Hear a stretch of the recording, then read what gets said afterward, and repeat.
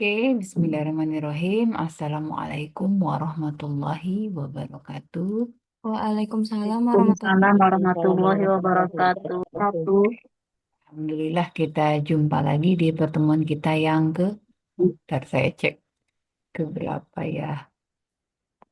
Ke Keempat ya? Keempat atau kelima? Silahkan yang melakukan sesi pemutuan untuk login, silahkan sambil saya mencari padanya di sini.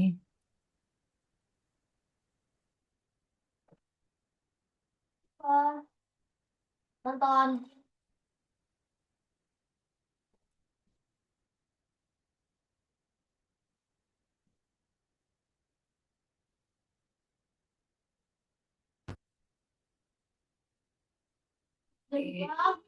Berarti hari ini yang ketiga ya. Yang ketiga, 21. Saya minta diganti waktu yang tanggal 31 itu di minggu ini ya, Arin. Arin, untuk yang kemarin hari tanggal 31 Desember itu di minggu ini saja gantinya, supaya saya nggak punya PR, punya utang. Karena reguler udah pertemuan yang keempat minggu besok. Diganti juga minggu ini untuk pertemuan kelimanya, gitu. Jadi silahkan dicarikan waktunya, waktu pengganti untuk tanggal 31 kemarin.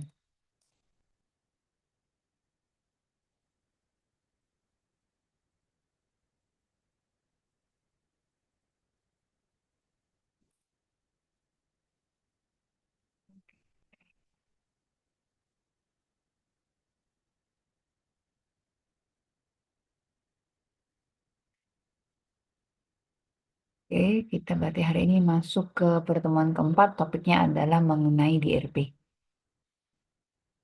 Sesuai janji kita kemarin ya, pertemuan terakhir kita membahas mengenai pemecahan permasalahan, kita melihat CPPT, catatan perkembangan pasien terintegrasi. Hari ini kita akan melihat mengenai eh, DRP atau biasa juga dituliskan dengan MRP atau bahasanya medicine related problem. Iya, Mari kita lihat. siu deh. Mm-mm. Enggak, atasnya dari mana? Oke. Sah. Enggak. Salah. Wah, center ya, center luar nampak lagi angin ini. Oh, ini longgar galau nih, pilas itu. Udah mah. Iya.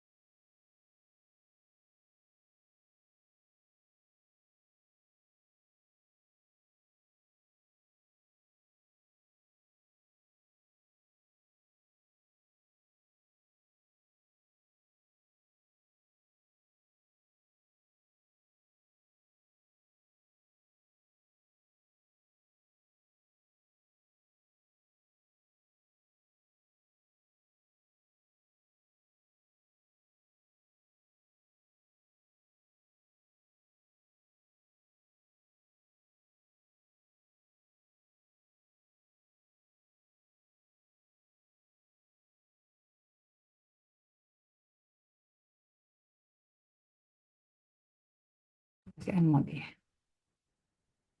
Apakah sudah terbuka? Oh ya, sip.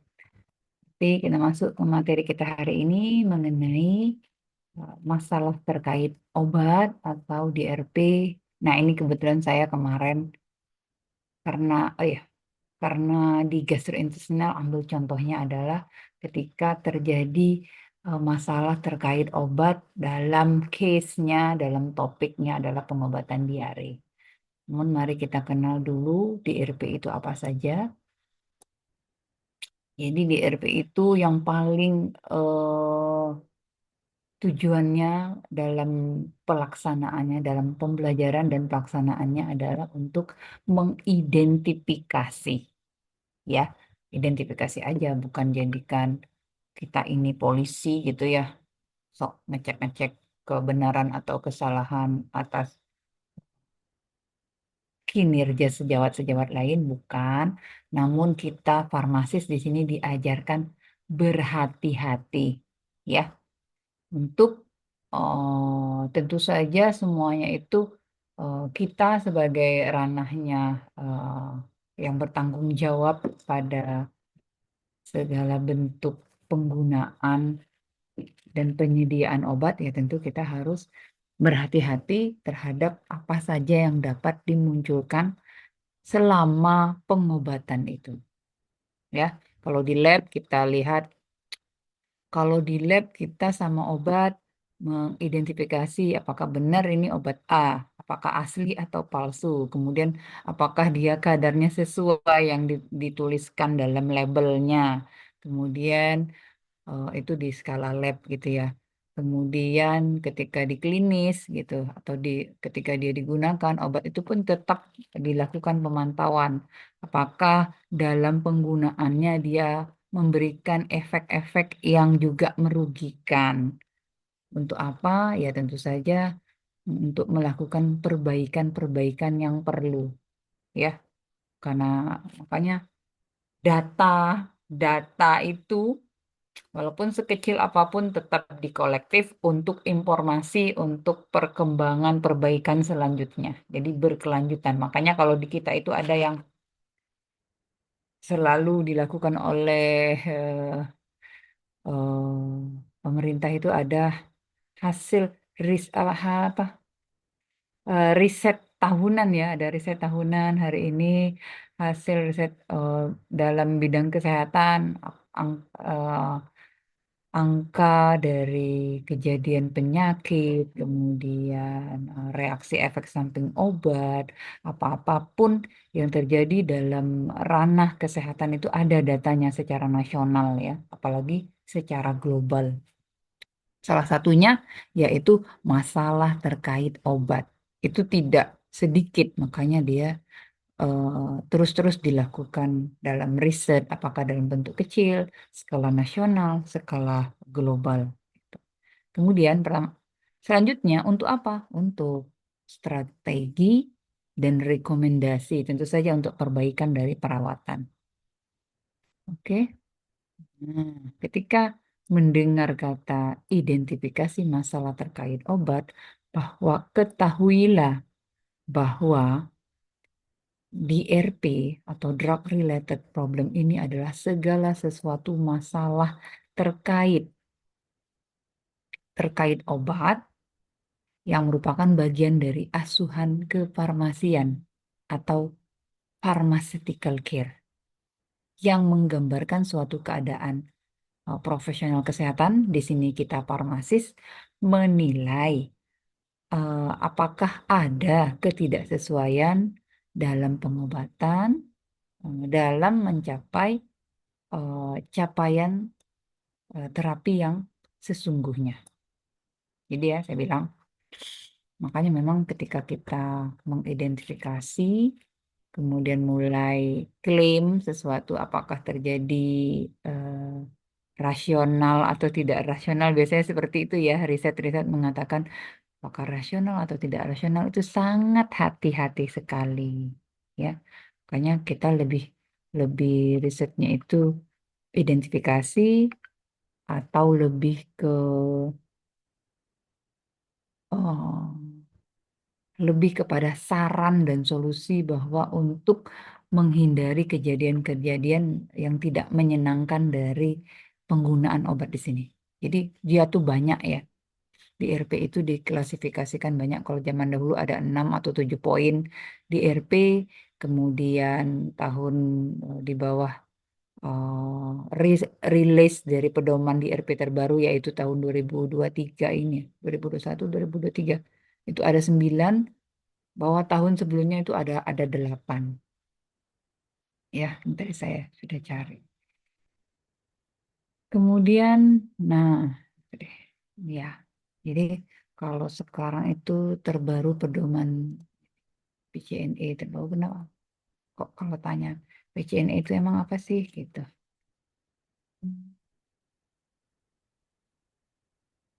Saya gunakan bahasa kalian. Ini gunanya untuk apa gitu, dak? Ya apa sih Ibu? Katanya di RP kok ngomong PCNE gitu ya. Ya, itu eh, klasifikasinya menurut global gitu ya.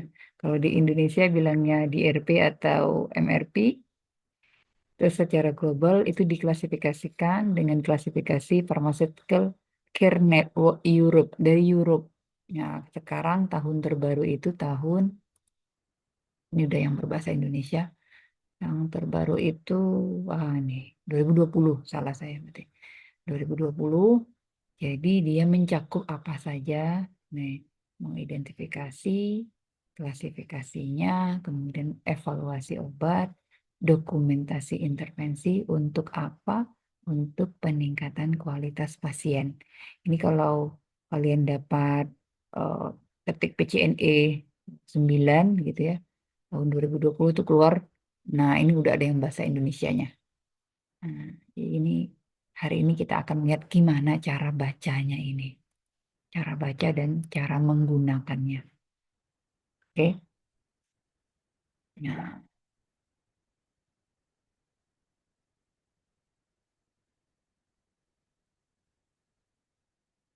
iya. Nah, di RP atau masalah terkait dengan obat ini itu dibagi dua pula. Apakah dianya terjadinya aktual ataukah baru potensial? Itu walaupun dia diklasifikasikan secara global juga, namun ya hebatnya orang Indonesia ini itulah dianya tuh kuat-kuat gitu ya.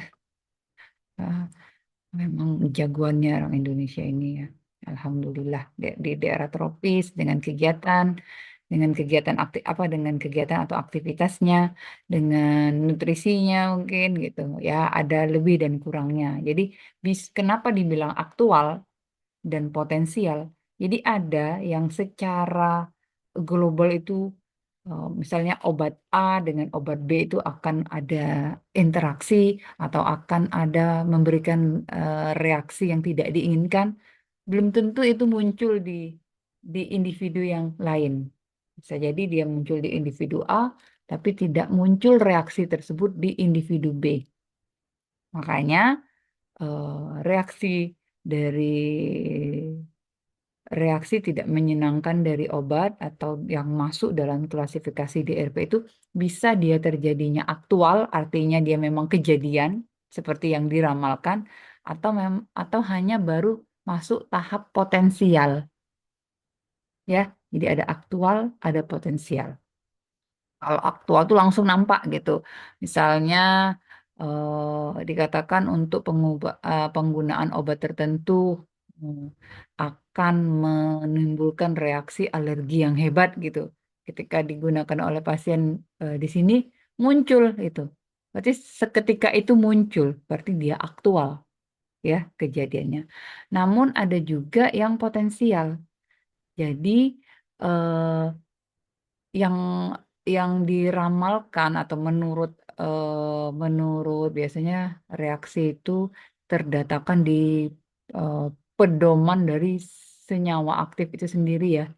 Senyawa aktif itu sendiri apakah dari Stokely, kemudian apakah dari pedoman pengobatan, yaitu akan ketika obat A dengan obat B digunakan, dia akan menimbulkan efek-efek tertentu. Mm-mm. Namun nggak muncul, berarti kan baru masuk dia ranah potensial. Nah, tapi biasanya ini kalau potensial ini dia lebih kemunculannya tuh kronis gitu ya untuk penggunaannya waktu lama. Kalau aktual biasanya dia reaksinya munculnya lebih cepat. Nah, sehingga juga potensial tentu saja perlu pengawasan. Nah, di mana melihat ntar dulu, kita lihat satu persatu dulu yang DRP itu masuk kategorinya apa saja. Oke. Jadi, mana yang punya saya yang terbaru ya?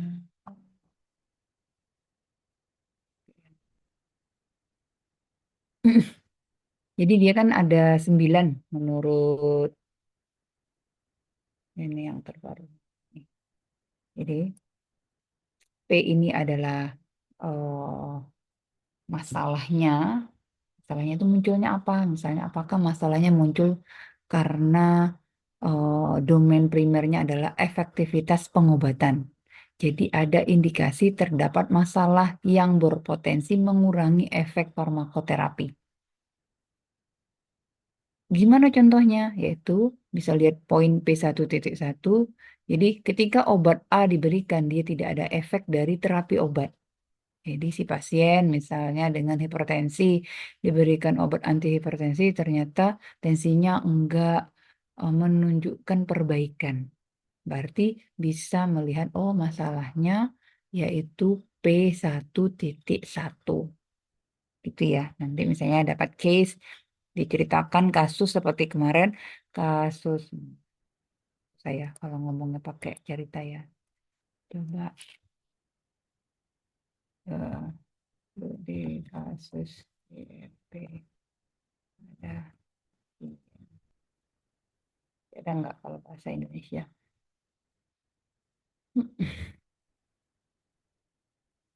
Oh, ini jurnal tulisnya gimana?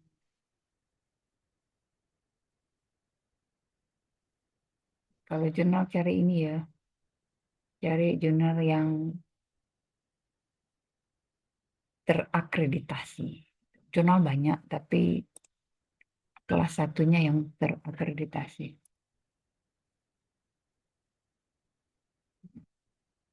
Nah, ini orang ini data Indonesia juga. Ini kemudian gimana caranya ini penyakit pada hipertensi dengan komorbid yang melakukan polifarmasi, kemudian dia rentan terjadi DRP, makanya tujuannya untuk menganalisis DRP pada pasien hipertensi di Indonesia. Datanya, sebenarnya hasilnya sebanyak 65 atau 57% dari sampel. Nah, ditemukan dia kemungkinan DRP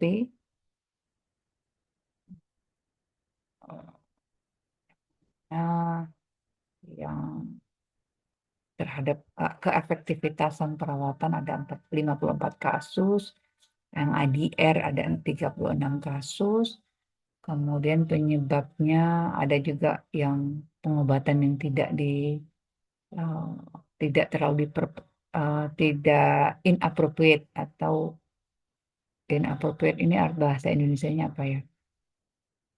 Banyak obat yang diberikan tanpa indikasi. Kemudian pemilihan dosis 2,8%, interaksi cukup tinggi sebanyak 62%. Oke, hasilnya ini studi progresnya. Pasiennya berapa usianya? Metodenya pasien di atas 23 tahun dengan hipertensi. Oh, banyak ya. Gimana cara kejadiannya? Oke, di Jakarta.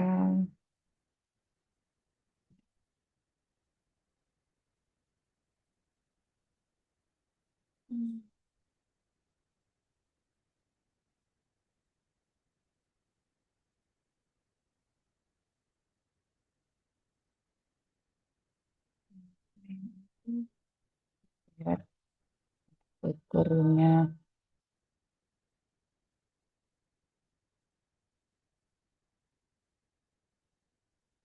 Hasilnya. Cara kerjanya gimana? Sebentar ya, kita lihat cara kerjanya. Record, oke. And go ahead and oke. This is the SS of the investment state Indonesia.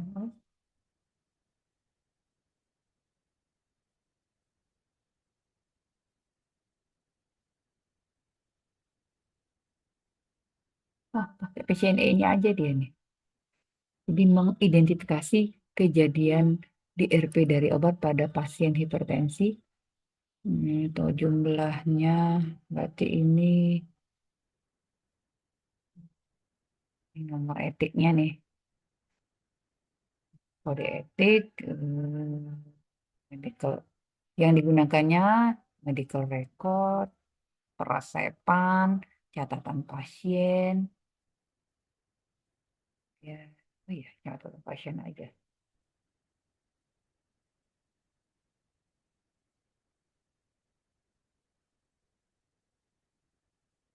Oke, sip. Harus saya selesaikan azan dulu. Ya, jadi kalau kita pakai keyword DRP banyak sekali kasus DRP misalnya untuk pasien hipertensi. Ternyata dapat jurnalnya ini di Indonesia juga, namun dia lebih jurnal berapa ini ya, PubMed nih ya, a cross-sectional study from Indonesia, drug latent in patient. Namun dia nggak jumpa ini, nggak jumpa pasien, dia cuma jumpa dengan rekam medik, catatan perawat, sama ini metodenya. Dia hanya jumpa nih, nih, medical record, resep, catatan perawat. Tuh, nggak jumpa pasien. Jadi sepertinya ini berdasar jadi datanya dari RM-nya, kemudian dari obat yang diberikan, kemudian dari catatan perawat, dia cocokkan dengan ini, klasifikasi ini. Dia masuk kriteria mana, diidentifikasikan, ternyata hasilnya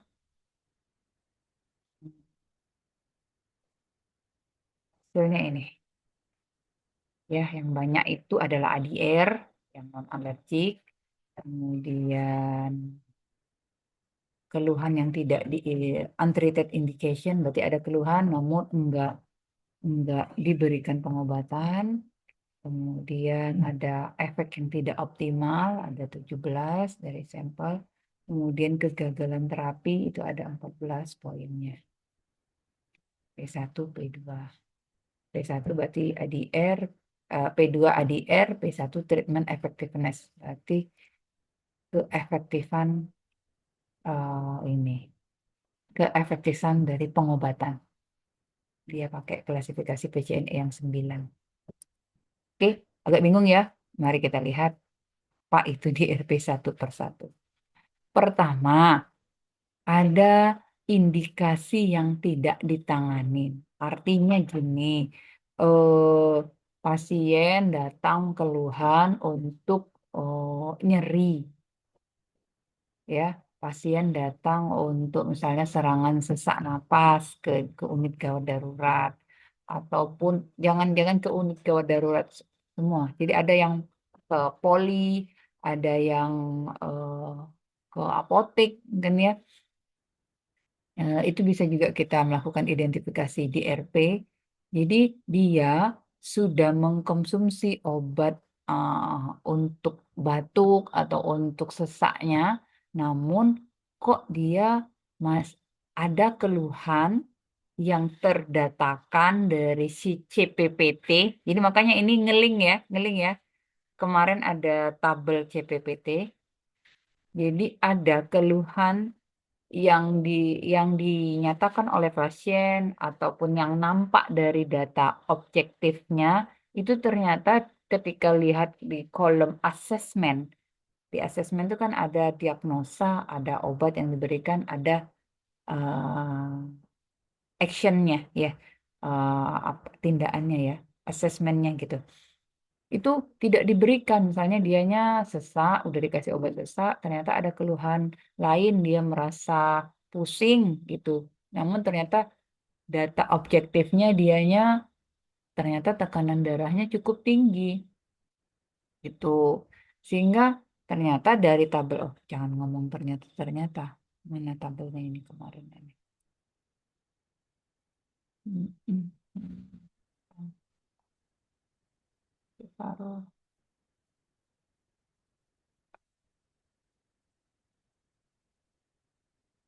tabel SOP.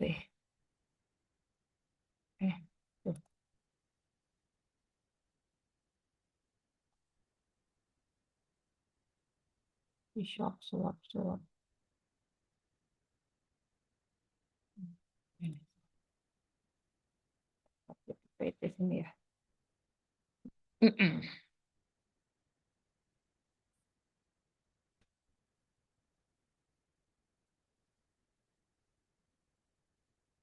Nah, ini ya, ya bentuk tabel ke samping.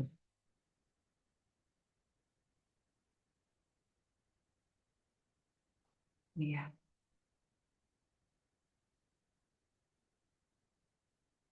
besar banget ya kalau nggak usah besar, bukan. Jadi ini ada tabel swabnya, dia misalnya nih contohnya nih, saya ambil contoh ini aja.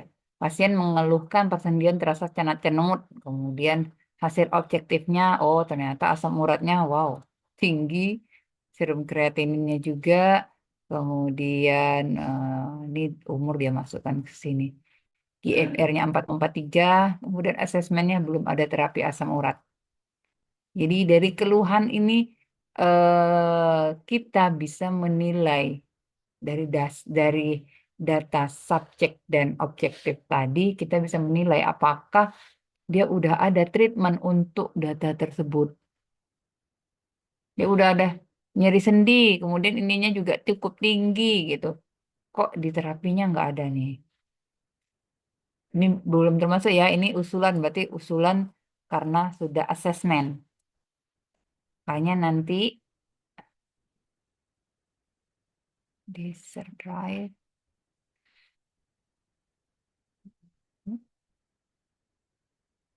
kalau tiga SPP,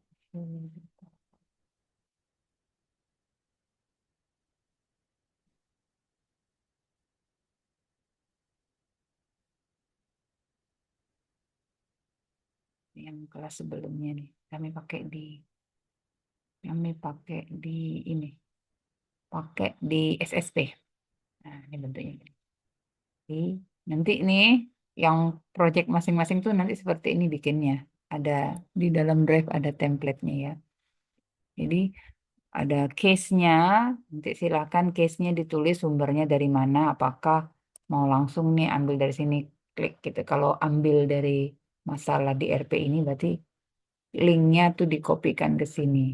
Jadi ada, jadi mudah merujuknya nanti kalau ketika per masing-masing orang akan membahas, saya tinggal mengklik link tersebut, jadi saya diajak ke sumbernya untuk melihat apakah sudah benar dan tepat pemilahan untuk kolom CPPT-nya.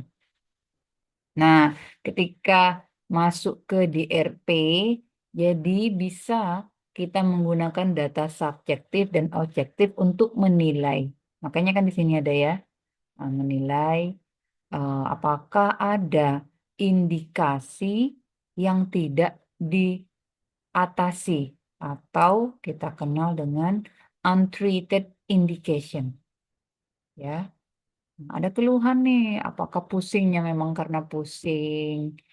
eh, Pusing banyak penyebabnya, apakah pusingnya karena tensinya sedang naik atau tinggi, ataukah pusingnya karena sedang terjadi infeksi, ataukah pusingnya karena efek samping obat, banyak penyebabnya. Nah, namun apakah pusing tersebut diatasi dengan treatment yang tepat? Berarti itu masuk kategori satu, indikasi yang tidak ditangani, kan? Jadi ibaratnya ada kondisi medis baru, Kemudian indikasi tidak diterapi, apakah indikasi itu muncul karena penyakit kronis atau solusinya butuh terapi kombinasi. Jadi bukan hanya fokus pada keluhan utama, namun keluhan-keluhan lain itu diatasi. Makanya kan tak jarang kalau dalam peresepan itu ada untuk treatment treatment untuk keluhan utama, ada juga treatment untuk keluhan selanjutnya. Kadang kan ada ya yang suka lapor tuh, dok, nggak bisa tidur gitu, tambah gitu. Ya, nggak bisa tidur atau merasa apa tuh yang suka ditambah itu dikasih obat tidur ya pada lansia yang mengeluh tidak bisa tidur atau yang mengeluhkan gangguan pencernaan atau gangguan lambung juga ditambahkan. Kemudian yang mengeluhkan apa lagi ya? Hmm, nyeri, sendi gitu juga ditambahkan. Jadi kita farmasis itu harus aware. Namun ini ada sebaliknya lagi poin kedua ini. Hmm. Nah, ya. Jadi poin pertama ada keluhan tidak diobati, ah, antagonisnya yaitu ada obat namun nggak ada indikasi. Nah, ini juga cukup banyak ya. Kita skip dulu poin kedua, harusnya ini ada di urutan nomor dua, namun sama aja menurut saya. Jadi yang pertama ada keluhan nggak diobati. Yang kedua ada obat tapi indikasinya nggak jelas ini untuk apa gitu ya. Kadang kan harus disesuaikan juga. Nah, penggunaan obat tanpa indikasi. Obat yang ada dalam resep tidak sesuai dengan indikasi keluhan penyakit pasien tersebut. Makanya ini kita hanya dapat menilainya atau melakukan asesmennya kalau cukup kita eh, cukup tahu mengenai penyakit atau keluhan-keluhan dari penyakit tersebut.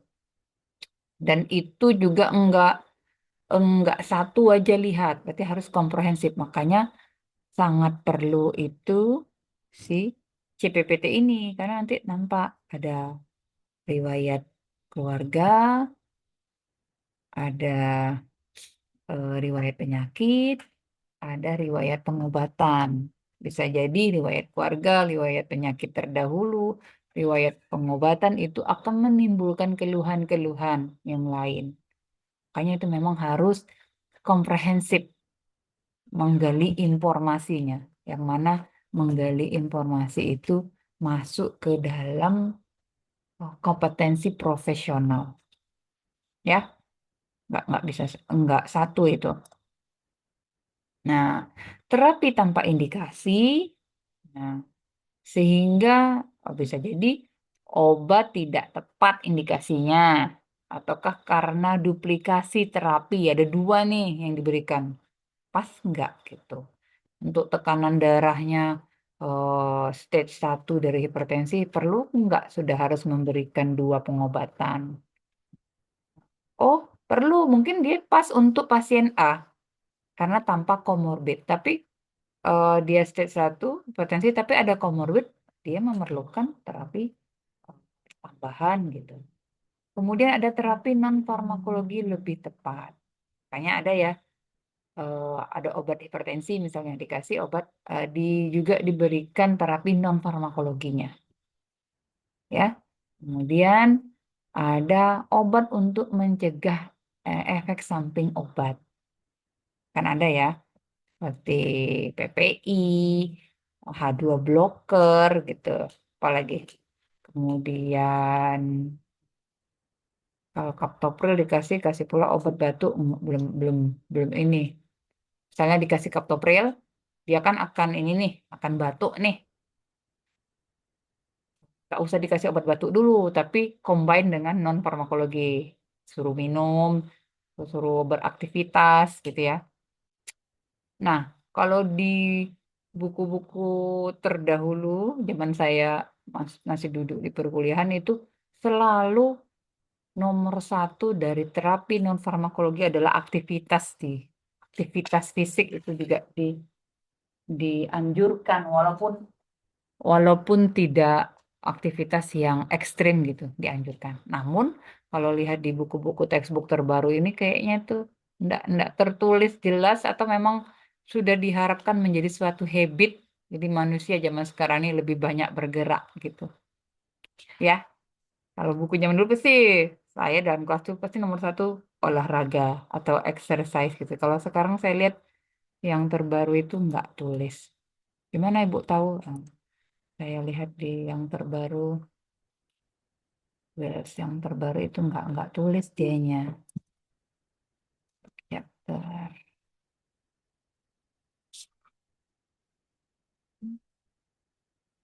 Ini bukunya. Eh,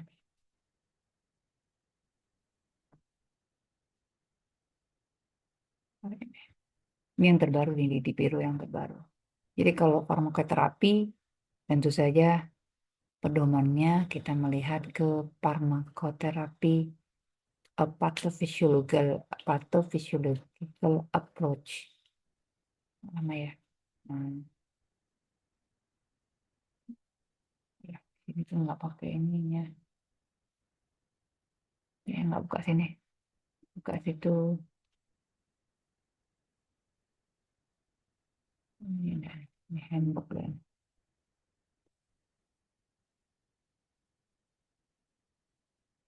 Nah, ini yang baru yang edisi 9. Saya sering buka kemarin tuh yang edisi ke-7, nih ada yang edisi 9. Masuk di gastrointestinal, iya, kita lihat yang diare misalnya.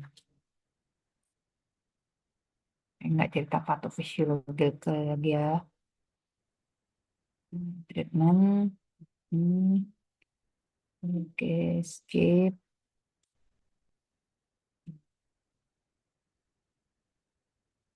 langsung ya, langsung pharmacological therapy. Non farmakologinya mana dia masukkan sini? Ya gitu nampak ya, itu yang terbaru nih. Buku terbaru,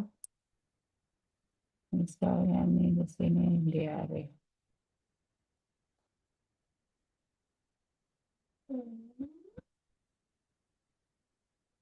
Fisiologi, pathophys, examination, hmm,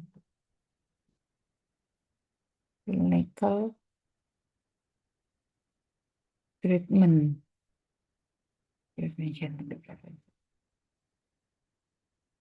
enggak begitu.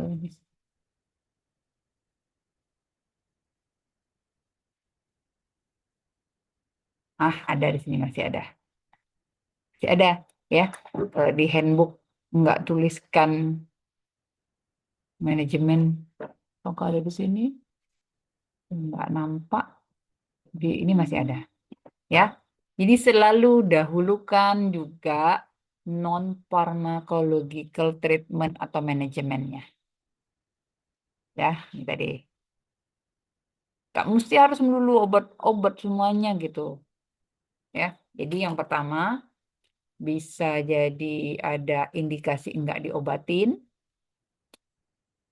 Yang kedua itu ada obat tanpa indikasi. Nah, hati-hati nih, apalagi eh, farmasi itu garda ke depannya. Enak kalau yang memang di cover sama asuransi kesehatan. Tapi kalau di luar pasien melakukan pengobatan mandiri kan artinya dia nambah cost ya, nambah biaya. Nah, makanya di situ fungsinya tuh. Jadi memang farmasi ini juga ada jiwa entrepreneur, namun jiwa sosialnya juga harus dijunjung tinggi. Ya, itu yang kedua. Yang ketiga, pemilihan obat yang tidak tepat. Nah, menentukan tepat atau tidak tepat dari pemilihan obat ya harus berkiblatnya ke pedoman dong. Kan dia ada kriteria. Oh, kalau diare, misalnya nih karena di gastrointestinal, diarenya karena diare yang spesifik atau diare non spesifik itu kan beda pemilihan obatnya, ya. Namun kalau diare pasti yang pertama itu adalah pengobatannya rehidrasi. Namun ketika untuk ke untuk menghentikan dari penyebab diarenya itu juga harus dipastikan apakah dia merupakan suatu diare yang spesifik ataupun non-spesifik. Kan banyak ya penyebabnya, apakah yang spesifik tadi dia positif bakteri, ataukah karena sedang menggunakan obat kemoterapi gitu.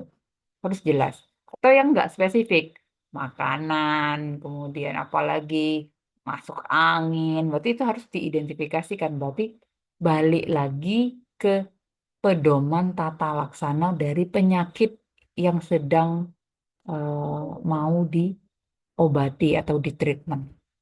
Ya, makanya saya bilang sekarang ranahnya aplikasi. Jadi saya nggak tanya lagi, udah baca belum farmakoterapi mulai dari patofis, pemeriksaan lab, tanda gejala, tata laksana dari diari. Enggak, saya nggak tanya itu lagi, tapi mulai ke aplikatifnya. Jadi, nggak bisa kita klaim, kita nentukan, oh obatnya nggak tepat nih. Oh KI, kontraindikasi, atau alergi, obatnya nggak efektif, atau terjadi resistensi. Kalau nggak tahu basic informasi mengenai penyakit yang akan ditata laksana.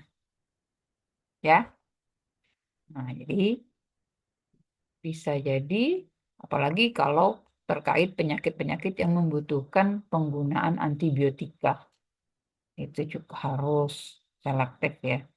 Antibiotika kan semester ini atau semester berikutnya ya dapat mengenai farmakoterapi dari infeksi dan malignansi.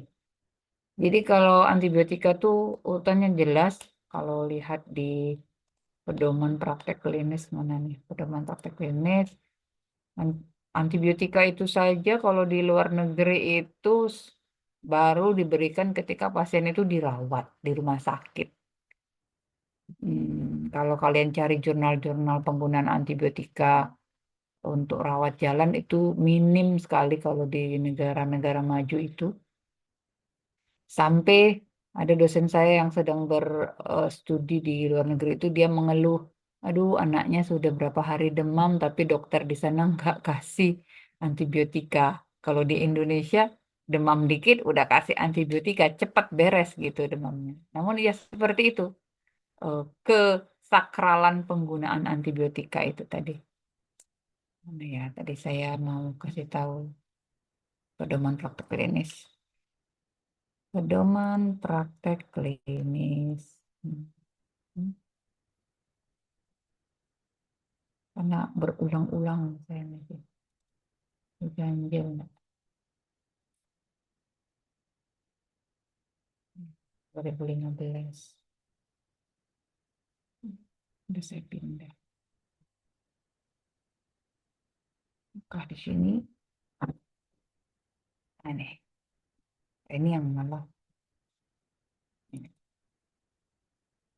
Tapi ada juga loh buku pedoman penggunaan antibiotika. Oh, ada tuh saya. Fine. Untuk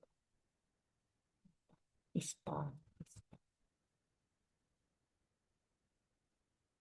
Nggak ada. Hmm.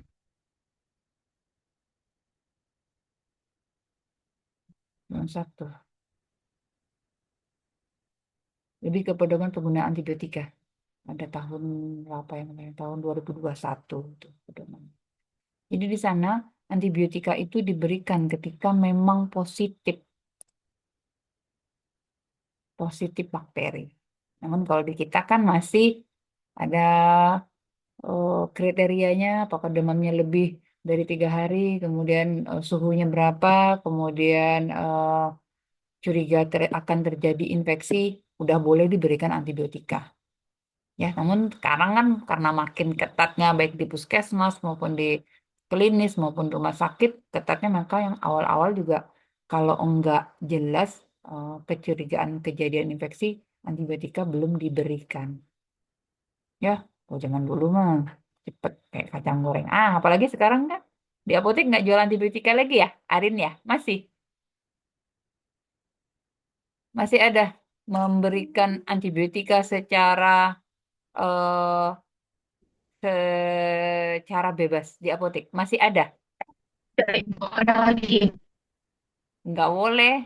kasih antibiotika aja kena SP ya.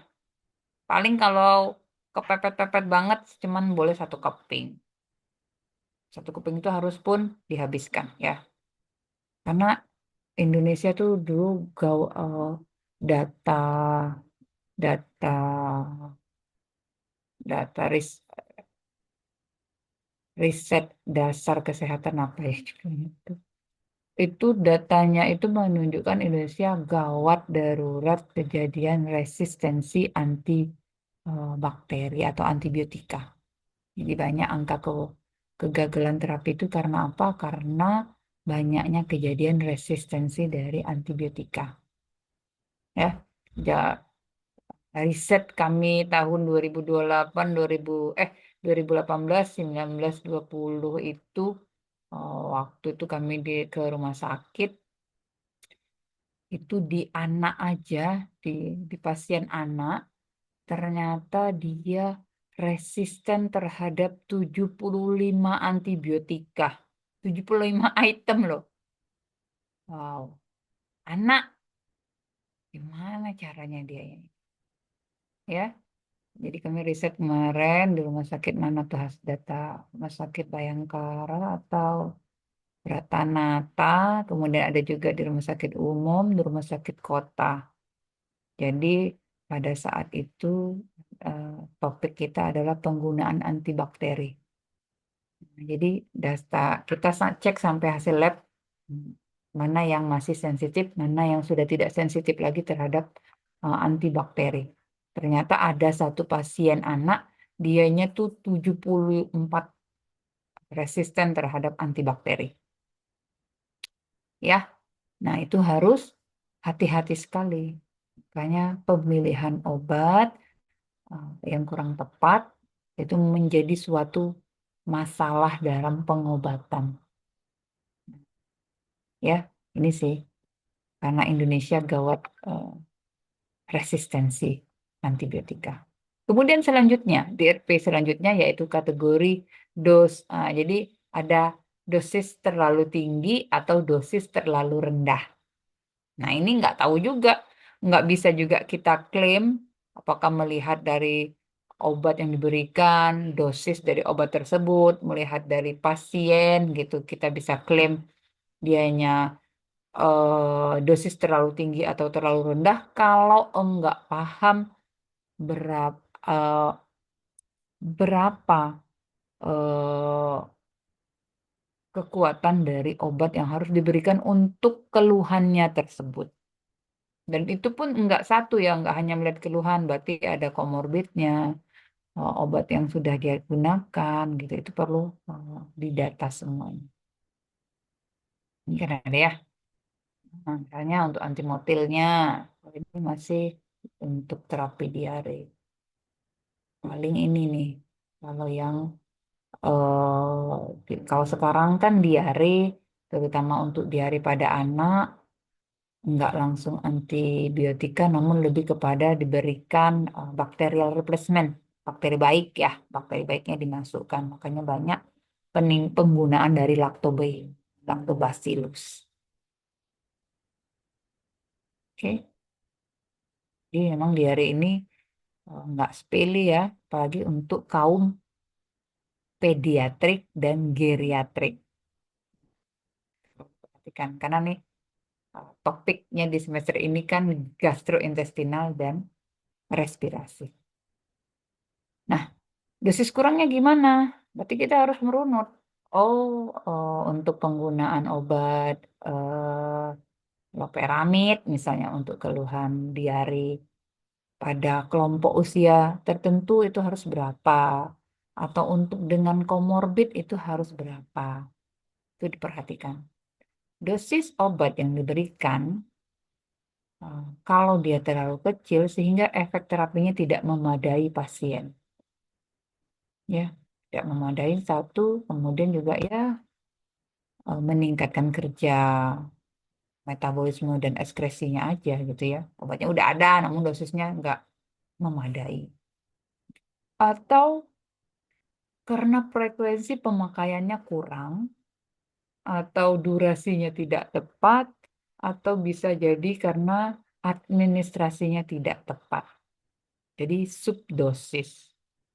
Jadi kalau riset-riset mengenai DRP itu banyak, makanya saya kalau mahasiswa usul mau DRP Bu, saya bilang kamu mau DRP yang mana? Kamu mau mengerjakan ke 9 poin itu? Saya bilang gitu. Kaget dia, hah, kok 9 poin? Dikiranya DRP itu cuma satu, padahal dia ada 9 kategori. Namun jangan takut juga. Oh, karena belum tentu juga, misalnya dalam kelompok tertentu, apakah kelompok pasien diare, apakah kelompok pasien gangguan respirasi, asma, atau rinitis, atau PPOK itu akan muncul. Karena dia kan banyak kriteria dan kategorinya. Namun saran saya, kalau untuk lebih bijak kita menilai itu ada DRP atau tidak, sebaiknya DRP itu dilakukan itu di rumah sakit. Karena apa? Di rumah sakit itu rekam mediknya tuh lebih lebih lebih lengkap dibandingkan rekam medik pencatatan di puskesmas atau di apotek misalnya. Kan pencatatannya tuh nggak nggak begitu memadai. Atau boleh melakukan DRP tapi langsung yang mengidentifikasi DRP secara aktual, berarti jumpa sama pasien. Bisa nanti dibikin formnya. Berarti dari penggunaan anti diare ini kemungkinan berdasarkan yang kita cari. Misalnya gini ya. Nyarinya di mana, Bu? Biasanya kalau untuk drug interaction kita pakai checker. Ini alat bantu. Saya pakai ini. Nih, diramalkan nih misalnya mau pakai loperamid nih kelompok. Mau dengan apa? Initiate, ID, misalnya semacam check interaction. Kita lihat di sini. Di nanti eh, kita bisa membuat form, misalnya kan bisa nih, salah satunya adalah salah satu dari kejadian DRP itu termasuklah interaksi obat, ya. Nah, bisa membuat formnya yang kalau mendeteksi DRP secara aktual itu bisa merunut. Kemudian apakah obatnya akan berinteraksi, apakah ada adverse effect, berarti harus lihat di pedoman senyawa tersebut. Ya, kalau interaksi bisa pakai yang checker, banyak ada yang banyak ya yang ini, tapi saya pakai yang ini ada yang hmm, Medscape juga ada gitu. Nah, sebenarnya ini ada bukunya. Namun lihatnya jangan yang di consumer ya, lihat dari profesional. Ya, ada bahkan sama makanan pun ada gitu. Ada yang sifatnya ringan, moderat sampai major, major kejadiannya. Bisa nanti dibikinkan formnya. Oke, itu kategori dari DRP. Dosis terlalu kecil atau dosis terlalu besar. Ini kan akibatnya bisa fatal kalau dosis terlalu besar. Itu yang kelima. Yang keenam nih, reaksi tidak diinginkan dari penggunaan obat atau kita kenal dengan istilah ADR. Ya, ADR, Adverse Drug Reaction. Kalau kaptopro masih mild ya, masih ringan ya, bisa sarankan minum minum air yang cukup gitu untuk mengurangi batuk tadi. Belum sampai harus mengkonsumsi obat batuk gitu. Ya, dia interaksi obat, faktor resiko pasien, gangguan penilaian lab. Bisa jadi adverse effect ini karena si keluhan utama tadi atau muncul karena karena ada komorbid. Komorbid di sini adalah penyakit lain ya. Bisa jadi dianya diare, namun dianya eh, bas- anemia. Basicnya dia itu emang anemia, kemudian sedang diare. Kemudian basicnya dianya hipertensi, rupanya sedang diare. Jadi ada komorbidnya. Itu penyakit yang memang dia yang memang ditreat yang di treatment, yang dia melakukan treatment untuk penyakitnya tersebut, kemudian ada keluhan lain, ya. Nanti itu yang istilah komorbid apa, Bu? Komorbid itu penyakit eh, penyakit lain yang juga harus ditangani pada pasien tersebut. Itu yang ADR. ADR ini gampang banget. Di mana cari ADR? Dari si obat ini. Sini ada ADR. Biasanya dikasih tahu sinyal-sinyal tersebut. Dia ada penggunaannya, namun penggunaannya juga ada memberikan efek yang tidak diinginkan selama penggunaan. Efek itu bisa muncul, bisa tidak. Itu tadi. Bisa aktual, bisa potensial.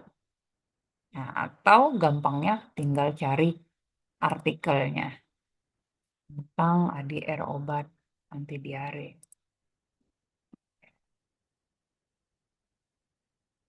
Oh,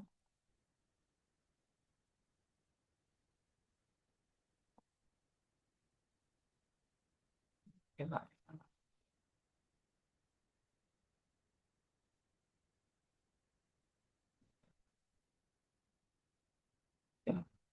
Jadi banyak ya, cari aja. Kenapa saya sarankan cari di artikel? Karena kalau di artikel terbaru tuh berarti kejadiannya tuh baru. Nih, seperti ini. Appropriate drug usage akut pada diare anak, observasi studi gitu. Jadi jangan bilang yang nggak nampak di mata tuh nggak ada sebelum mencari. Jadi makanya kalau judul riset saya itu ada yang appropriate, ada inappropriate. Ada yang obat yang diberikan nggak sesuai indikasi atau malah obat yang tepat namun tidak diberikan gitu. Itu ya, itu yang ADR tadi harus buka mata apakah dia aktual ataupun potensial. Kemudian kategori selanjutnya yaitu interaksi obat. Nah, ini kan bahwa kita sepakat pemberian lebih dari dua dari obat secara bersamaan eh, untuk keluhan yang dimiliki oleh pasien ataukah untuk penjagaan pemeliharaan kesehatan dari pasien. Ini contohnya di sini dia warfarin dengan vitamin. Dia akan sangat mungkin memunculkan kejadian interaksi, saling interaksi. Kita tahu bahwa interaksi itu dapat terjadi pada fase farmakokinetika dan fase farmakodinamika. Ada dua. Nah, apalagi kalau warfarin ya. Tahu banget itu jobnya di farmasi bahwa ketika pasien sudah menggunakan warfarin, ketahuilah bahwa dia akan banyak berinteraksi dengan obat-obat lainnya. Nah, kalau nggak percaya coba lihat. Ini kita ganti lagi. Kandung stiker.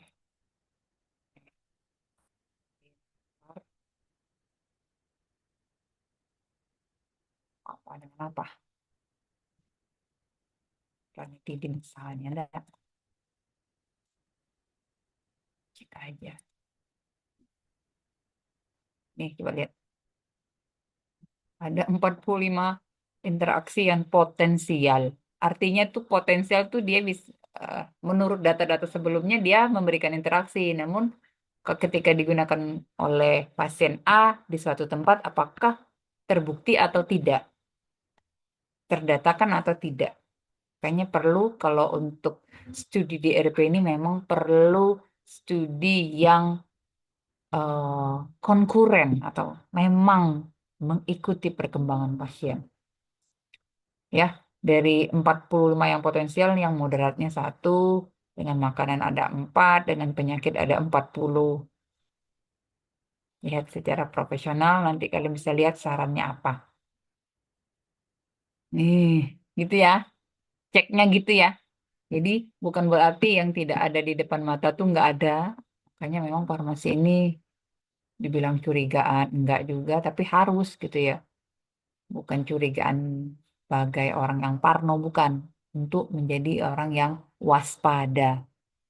Makanya tak jarang kasus farmasi ini dibilangnya tuh terlalu takut gitu ya. Karena dia tahu obat itu racun, nggak mau kasih. Ada juga itu akhirnya karena nggak mau minum obat, malah dia suffer, menderita dengan penyakitnya tersebut. Tapi ada juga yang terlalu reaktif terhadap obat. Dikit keluhan dikit obat, keluhan dikit obat. Itu juga nggak tepat. Waspadalah, tahu di mana tempatnya. Kapan harus menggunakan obat, kapan keluhan tersebut bisa diatasi dengan non farmakologi treatment. Itu ya, itu untuk poin interaksi obat, terutama untuk obat-obat yang memang interaksinya cukup tinggi dengan obat-obat lain. Cek, silakan cek apakah lihat pakai checker ataukah cek dari di sini, misalnya tinggal ketik aja interaksi obat apa dengan apa, keluar itu data-data terbaru. Pakai tahunnya juga disaring ya. Oke. Dikit lagi, dikit lagi. Kemudian kategori selanjutnya, nih, gagal menerima obat. Nah, ini banyak kejadian ini. Riset kami tahun 2020, 2021, kejadian di rumah sakit kota itu ya, sudahlah pasien eh, untuk berobat itu menyisihkan waktu ya untuk pergi ke rumah sakit. Apalagi kalau rumah sakit itu kan berarti sudah rujukan ke berapa. Kemudian dari jam 8 dia udah antri, udah menunggu di periksa di poli, kemudian menunggu lagi dia apakah melakukan pemeriksaan lab, lanjut lagi balik ke poli, kemudian dari poli membawa resep untuk ke farmasinya. Itu kan panjang durasinya ya. Bisa-bisa jadi pasien itu tuh kalau dia bekerja mungkin dia izin hari itu. Nah, ada lagi jadi keluhan dari dari farmasisnya di sana. Jadi banyak pasien itu nggak ambil obatnya langsung hari tersebut. Ya, karena ya udah dari pagi dianya. Kalau sedangkan kalau pagi mungkin di farmasinya masih satu dua resep gitu, polinya belum banyak buka. Tapi ketika naik jam, polinya banyak buka, makin banyak yang dia layani. Sehingga itu yang membuat lamanya pelayanan. Sehingga pasien yang nunggu lama dia pulang aja. Besok dia ambil obatnya. Ya, kalau dia memang berkunjung ke rumah sakit itu untuk kontrol itu, obatnya masih ada. Namun kalau obatnya nggak ada, namun dia harus mengkonsumsi obat tersebut, itu termasuk dalam kategori DRP yang ke-8, yaitu gagal menerima obat. Nah, ya, masuk ke sini nih. Ah, nih, masuk poin berikutnya nih ketinggalan. Jadi, dia bukan nggak makan obat karena obat mahal, namun karena tadi waktu tadi obatnya habis, dia kelamaan mengalami proses mengambil obat tadi, sehingga dia sangat mungkin tidak menggunakan obat pada waktunya karena obatnya habis tadi. Ya, hal-hal lain yang termasuk dalam kategori ini termasuklah obat ini, ya bisa dibaca aja. Yang ke-9, drug related problem karena indikasi lainnya. Makanya kalau di di PCNI yang terbaru, poinnya itu masalahnya ada 3. Silakan dibaca. Masalahnya apakah terkait efektivitas obat, keamanan atau masuk kategori lain. Kemudian penyebabnya apa, itu C1 sampai C9. Nanti bisa dikategorikan nih.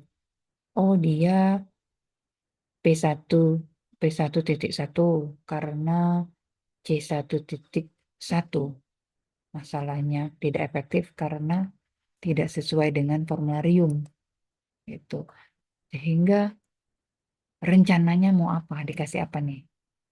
Kembali ke dokter untuk menanyakan informasi, ataukah diganti obatnya, kemudian ataukah mau melaporkan efek samping, kemudian penerimaan intervensi sampai batas penerimaan intervensi, ataupun melihat pemantauan dari obat, monitoring terhadap obat. Nah, itu ya. Sih, mungkin kita karena waktu kita bisa lanjutkan di pertemuan berikutnya. Sedikit aja gitu ya. Ada perkuliahan lain setelah ini? Ada ya. Jadi, Ada, Ibu. ya, sip. Oke, karena waktunya sudah melampaui. Jadi mungkin kita akan lanjutkan di sebelum kita bahas materi selanjutnya mengenai gimana cara menggunakan PCNE ini. Namun hari ini udah tahu nih bahwa di RP itu kategorinya ada 9 yang terbaru menurut PCNE terbaru 2020 ini. Nah, berikutnya kita akan lihat gimana dia cara penggunaannya dari kasus DRP-nya. Udah foto Arin? Sudah foto Sudah, login? Ibu. Oke, sip. Baik, mungkin segitu dulu materi kita hari ini. Saya cukupkan dengan mengucapkan Alhamdulillah. Assalamualaikum warahmatullahi wabarakatuh. Waalaikumsalam warahmatullahi wabarakatuh. Terima kasih, Bu. Terima kasih, Yuk, Bu. stop.